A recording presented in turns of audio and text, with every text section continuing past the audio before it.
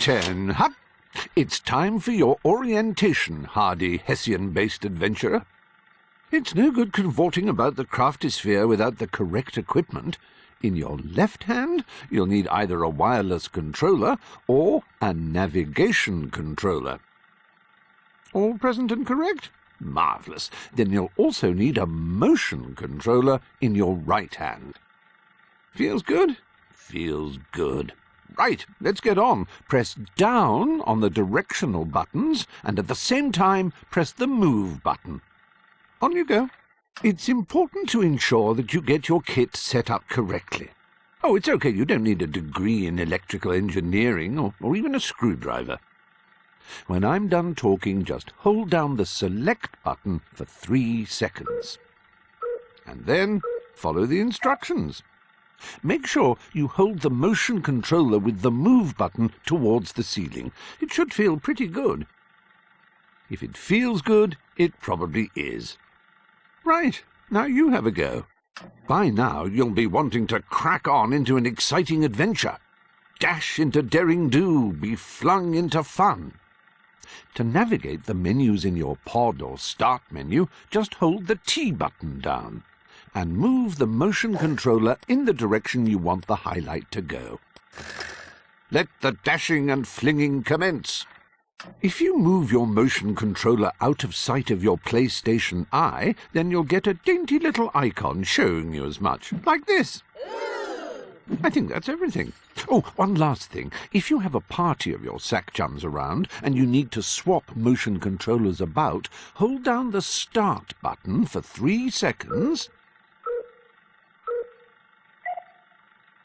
and you'll be taken to the swap controller screen. Wow, that really was easy.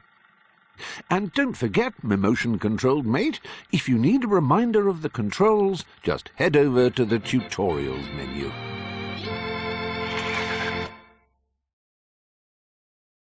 Oh, look, it's Crash Test Teddy. He must be about to embark on another dangerous mission.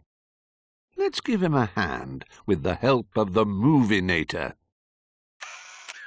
It's very similar to the Controlinator. Simply hook up its outputs to the objects and gadgets you want to control. You'll find it in the Advanced Logic section of your Tools bag. Place it on the portable Crash Test Teddy elevation device, or Big Bertha for short.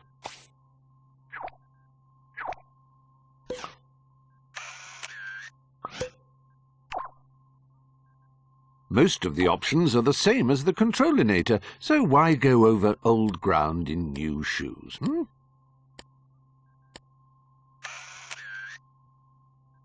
Let's hook up the left stick outputs to the joystick rotator so we can point Teddy in the right direction.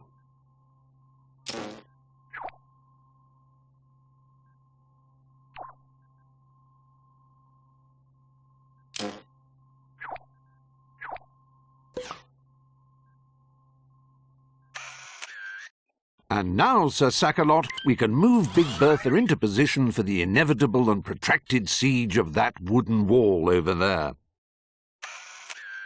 Hang on, there's more than one way to aim Ted at that target. Get out of the Movinator seat by pressing R3. We can also connect the motion sensors on the motion controller to the joystick rotator on the cannon. The motion controller is a very clever and multi-talented little fellow. You can twist it like a screwdriver, spin it like a record, do a forward roll, and turn it like a steering wheel. Speaking of steering things, where was I? Oh, yes. Attach the turning rotation left-right output to the left-right input on the joystick rotator and the turning rotation up-down output to the up-down input.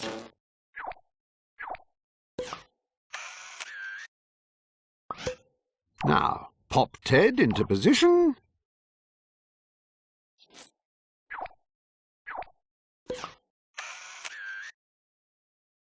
Ready? Aim, just thought of something. Ted needs a push.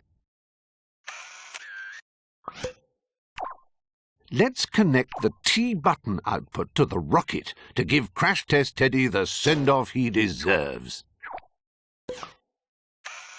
It's important to note that a true tactician knows the when to strike as well as... Oh, you've done it again. You're like a toddler in a sweet shop with a teddy launcher. A cursor is not actually a rude thing. It'll let you use your motion controller to point at things, pick them up, fling them round, all the things you'd love to do in your living room, but Mum says no for some reason. In the advanced logic section of the gadgets page in your tools bag, you'll see the cursor object. Place one on the Movinator's circuit board.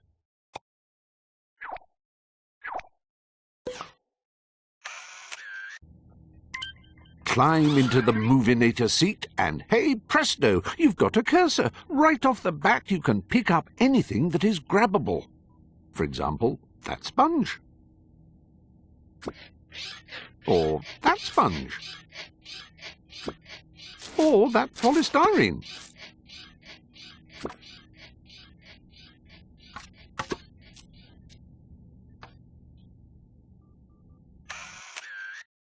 Tweak the cursor and select the image option. You can choose any sticker or any decoration in your inventory. You can tweak the size, the angle, and all manner of grabbable options.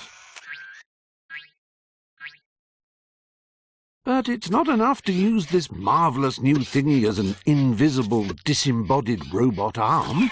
It's an age-old philosophical quandary. What good is a shooting gallery in which there can be no shooting?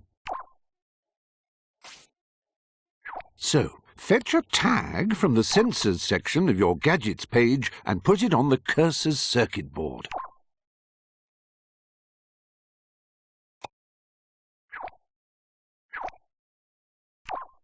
Attach the T-button output from the Movinator to the tag. It will become active whenever you press the T-button, meaning you can run any logic you want at the cursor's position.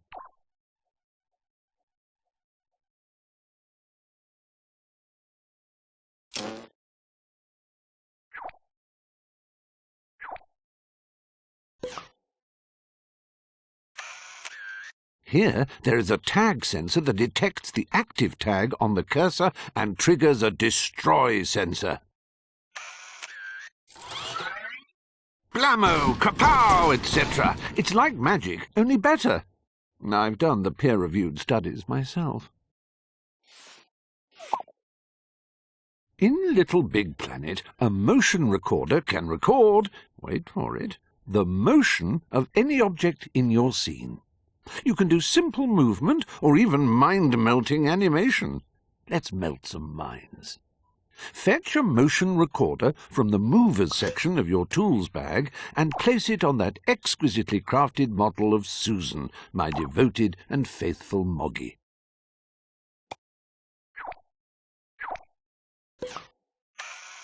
Now tweak the motion recorder and select Record. Using the cursor, select the motion recorder by holding down the T button and waggle it around until you or Susan throw up because of all the G-forces and the science. Simply release the T button when you're done, and the motion is recorded.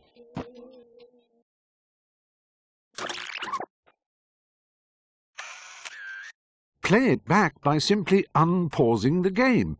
Well, I never, like a cat on a hot tin roof on a pogo stick. Try holding your motion controller upright. This makes the motion recorder track the position of the motion controller instead of just the angle.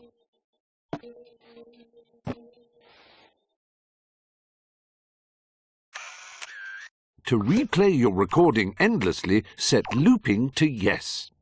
But that's not all. You can play your recording forwards, backwards, or even forwards, then backwards. And, of course, you can watch it over and over again as fast or as slow as you like by tweaking the speed.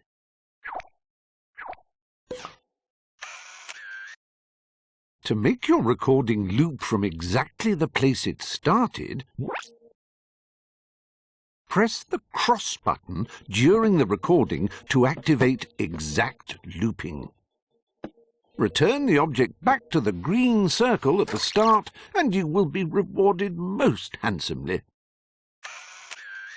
Well, you'll get an exact loop, just as the name implies.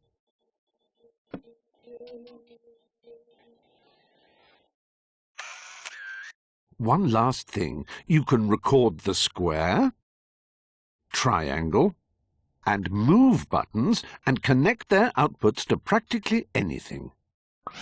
Connect the move button output to dear old Susan's eyes, why don't you?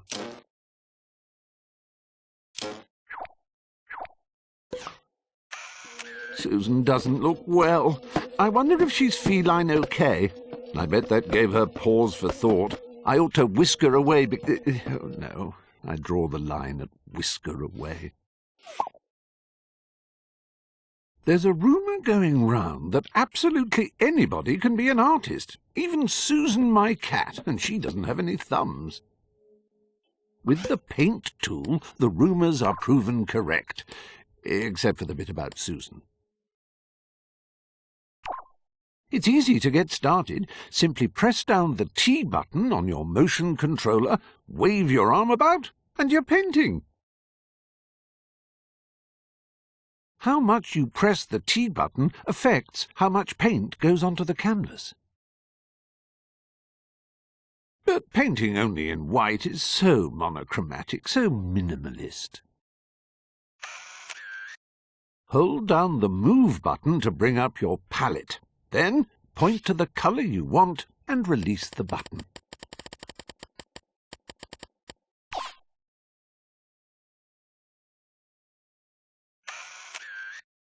If you want a different brush, hold down the cross button and choose one that suits your particular artistic idiom. Of course, you can change the size of the brush with the up and down on the left stick,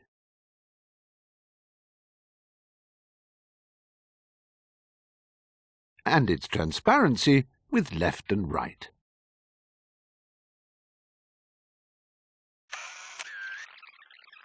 What's that?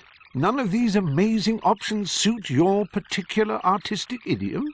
Well then, my painterly chum, choose the sticker brush, and choose from any sticker in your inventory.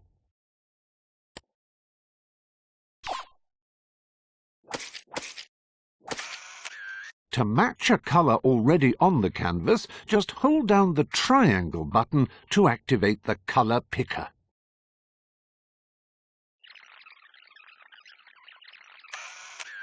What if you make a silly Billy or a messy Bessie? Don't fret, the eraser is here to help. Just hold down the square button to access the Tools menu and point to the eraser. Hold down the T button, just like you're painting normally, to get rid of any whoopsies you've accidentally left on your canvas.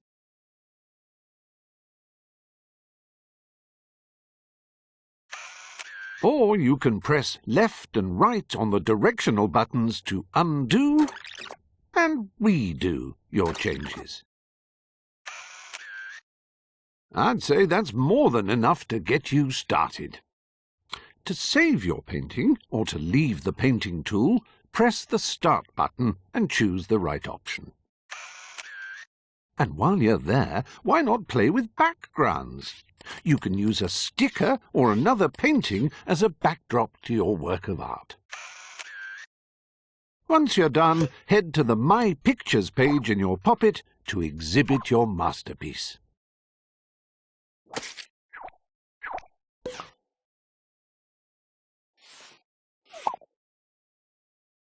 The sticker panel is probably the most high-tech, super-wizzo addition to the basic materials section of your Poppet. Probably magic, in fact.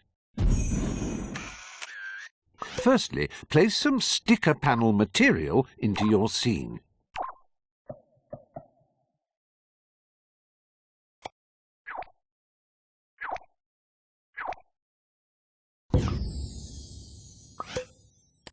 Then choose a sticker to place on it. Go on, anything will do. Anything at all. I'll wait.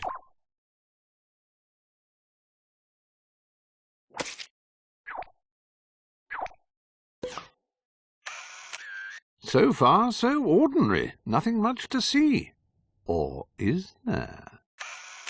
When you play your level or switch to preview mode, you may notice that the sticker panel has disappeared, leaving the sticker you chose floating in space.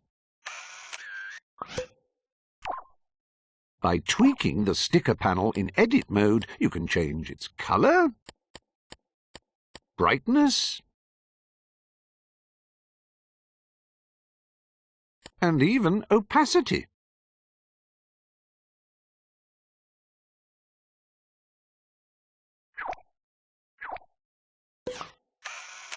What's more, by connecting your sticker panel to a switch, you can make it appear or disappear at will. So if you've got a picture of a badger being pulled out of a hat, it's double magic.